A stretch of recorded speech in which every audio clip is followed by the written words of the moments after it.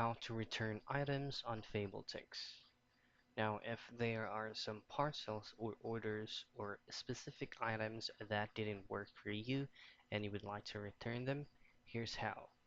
So the first thing you want to do is, of course, visit and go to the Fabletics official site, and you can use any preferred web browser. But on this video, I'm going to be using Google Chrome.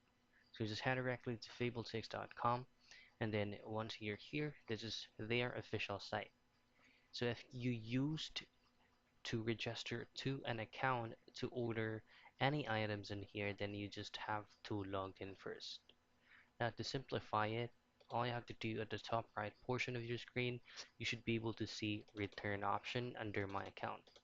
Now under my account, you should be able to see orders and returns, and then you just have to complete the return and print your return label.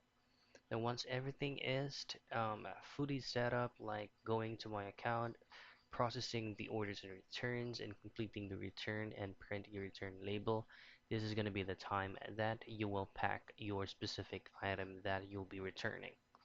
Now, if you would like to return a specific product or item to a physical store, then you can just simply go ahead to the help and contact tab at the top right portion of the Fabletics official site, and in there you should be able to find the closest or the nearest store anywhere on your location. And that's it.